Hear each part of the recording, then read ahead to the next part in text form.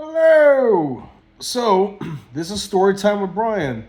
That's what my friends affectionately call it, so that's what I'm rocking with.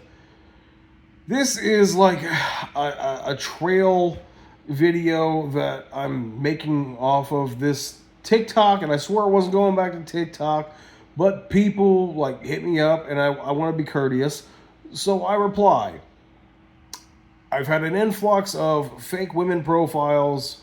I ask them, and I'll just post a damn video, and if you even care. Anyway, but this is gonna be kind of funny because I go on this 15-second spiel about a disastrous date and things I don't want. If people are that curious as to what I want out of a woman or a relationship, polyamory is not one of them. I don't want to be the back burner guy. I don't think I said that already, but I said that in the video. And that's what it feels like to me. I don't care how you church it up, anything like that. So, on with the story time. I go to a Verizon store a while back. I meet this lady. We are both wearing Norse type of gear. Like I had a necklace and like a wristband and stuff like that.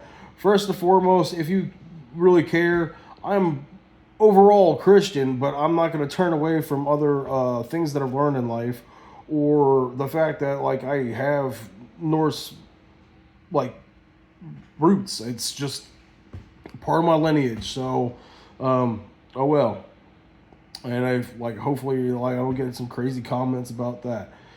Anyways, so we hit it off, and then she's like basically the one that like initiated that we started talking, and but I was kind of getting on that route anyway. I was actually surprised at how quick stuff was happening. I was like, she seems pretty cool, sure, and I start chatting her up on text messages. She's in the midst of moving out of a roommate situation, and I was like, okay, well we can make it like a couple of days down the road or something. She says she's moving in with her parents, like. Something like about the way she was phrasing stuff made it seem like something should have been like more hush hush or whatever. Come to find out, like she's breaking up with her boyfriend, and I don't know how long it's been like bad for or whatever. But I'm like just seeing how the cookie crumbles, right? So I was like, oh, okay, it's not really great to like lie to somebody right off the bat, but whatever. So I get over it, and I'm just like, okay, well, let's meet up, and like it was like 2 days later or something like that. And like in the midst of texting, I said, hey, I like this particular bar. It's not too far away from your work and stuff like that. And that's kind of a good rule of thumb, like especially like if you know they live in a certain area, like don't go far out and have them meet you is a mutual thing, so you can both part ways if something doesn't go well. It's a little bit of advice for you. Anyway, so she was talking about basically like some friends might show up, and I was like, yeah, it's cool. And I don't know if they were gonna have couples or something like that, but I was like, okay, it'd be like a double, triple date. It's a good thing to know about a friend circle and like if you're gonna be able to tolerate them. So I was like, this is gonna be great because then I can see like if I'm gonna be able to stand the people she hangs out with or whatever. So I show up, they're in the back patio, and by they, it's her and another guy, this tall, lanky guy. He looks like Ichabod Crane from the old Sleepy Hollow cartoon or the damn book. If you ever seen those, just get a visual here.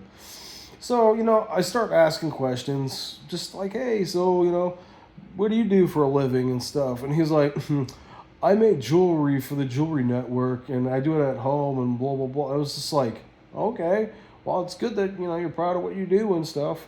And I started talking a little bit about myself and some of the things that I do for a living, and it was like almost everything came out of this guy's mouth was kind of pompous, right? And I was like, so how long have you guys known each other? And he's like, I don't know. How long have we known each other? And I was like, oh. And then she fed off of it too. She was like, oh. And I did like, it's like she was a completely different person with this guy than whenever I met her. Okay, maybe I was a customer and like she just wanted to kiss my ass for some reason. I don't care. But I was like, okay, I'm starting to get some weird vibes here and stuff. And she was talking about this other person that was going to show up. Guess what? Here's Short Stubby Jr. The guy comes in hot, angry as fuck that like I'm there and this other guy's there. You know why? Because he worked with her. And he had been waiting probably since the moment they met at training to jump all over her. And as soon as she didn't have a boyfriend, he thought it was going to be on like Donkey Kong. So, right, he's just all like agitated and irritable and stuff. Hold on, I got to get a little sip here. I haven't drank for a few weeks, so I'm going to have a couple beers. Okay? I put it in a mug so, I don't have to answer to YouTube or whatever. Anyway, so, like, I could tell this guy's, like, visibly shaken, which kind of I was, too, because she asked me, more or less, to go hang out, and I was like, yeah, and then, like, it's a sausage fest. Great, like, I'm thinking you're going to hang out with some females and stuff like that. We go in, we start playing darts, and I'm, like, trying to gauge, like, how friendly they are. Like, are they really friends or what's going on here? And then, like, I'm trying to, like, talk to Stubby Jr. over here, and he's just like, yeah, yeah. And he's just like, it's like a rabid dog, just, it's just like all over her. I know I just made the ugliest faces ever, but whatever. And it's like he's trying to like be all grabby on her, and I was like, oh, I see. And that's where it deduced he's been working at her for a hot minute.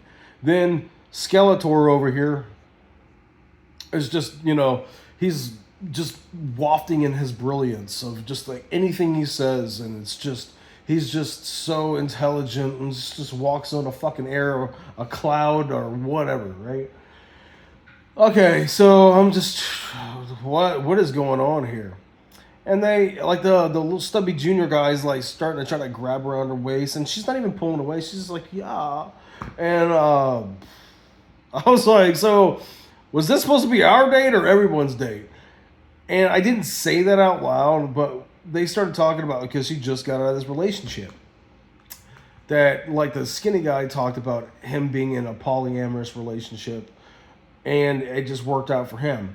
Now, I can tell you the reason it worked out for him, and this is my personal viewpoints, and, there's some, I'm sure, beautiful, wonderful polyamorous relationships, especially when they're, like, a close-knit actual thing, instead of just saying you're polyamorous and just jumping from person to person and getting to know them. You basically have a call log of just people you can call to get it on with, okay? Let's be real. Because there's real polyamorous relationships that might actually mean something to people. And then there's just all this other crap that people want to put a label on. But the reason this guy was in a polyamorous relationship is basically he will take whatever the hell he can get.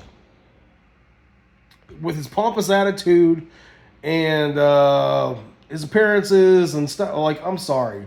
This was not a desirable male.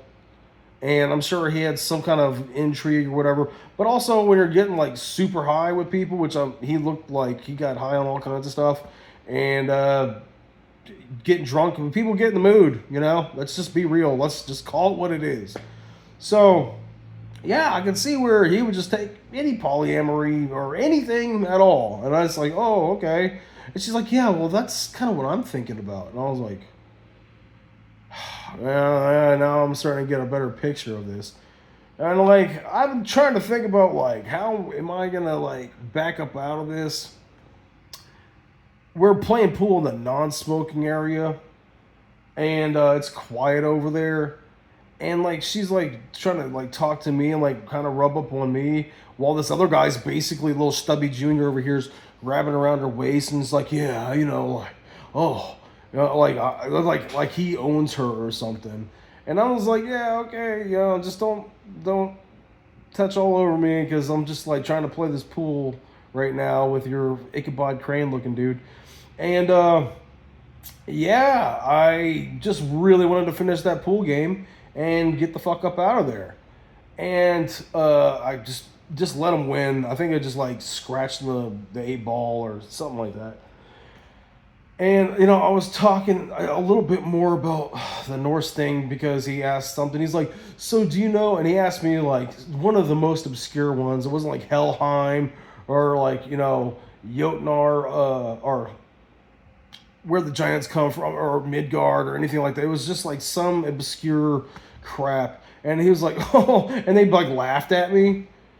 Like, I just recently got into my heritage and started like learning stuff at that time, like a few years ago, right?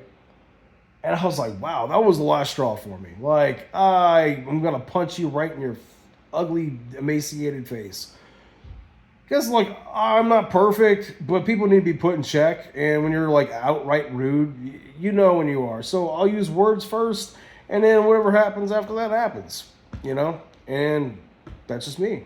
So I casually, not so casually, just walk off. I didn't say bye to her or nothing.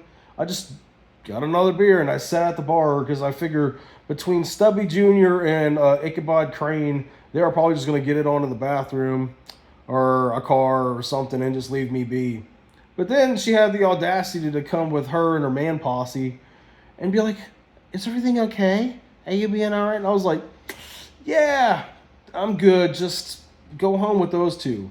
I'm talking about, like, they weren't in the same league as me, and I'm not trying to have a big head. But if you're going to be in a polyamorous relationship, you should have people that are kind of on the same par, I would say. Like, you don't have to have an exact type, but they should definitely be, like, around the same caliber. You know, and you're going to tell somebody, like, you're going to go out on the first date and you're going to bring the two stooges. And I guess I was the third just for showing up. But who would have saw that coming, dude? Are you fucking kidding me? Oh, God. So she got the hint because I just didn't want to talk to her. I was like, I literally did this. Like, go piss off. And that was as nice as I could be without, like, cutting into her, because like I don't need to use my fist to get through to people. I'm pretty cutting with my words. Just depends on how I feel. And then, you know, people around the bar, whenever they toddled off, we had some jokes about it and stuff like that. And I was just like, wow, what a waste of a night. I don't know if I've said this or not, but I'm not trying to be offensive or offend people that are in a polyamorous relationship, especially if it means something, right? That's just not for me, unless I had a lady that happened to like ladies and, you know, we can make something work. Anyway, I just didn't really touch upon that when I was making that other video about how salty I am. You know, I try to be open-minded about a lot of things, and that wouldn't be bad for me. I'm just not going to be, like, I just can't. It's something, I don't know if it's genetic or mental or whatever. I'd rather just want a good woman. That's pretty much it. That was story time with Brian. It's 13 minutes, not bad. I'm sure I rambled too much, and the way things have gone, I probably only get like 3 or 4 likes and maybe no views, I don't know, or maybe like 10 views at the most. But hey, it's still a funny thing. Hope you enjoyed story time with Brian. Bless you and your family. I know it's a weird thing to sign out on considering the topic I just talked about. And I'm glad I can set controls to make sure this is 18 and over. So, have a good night. See ya.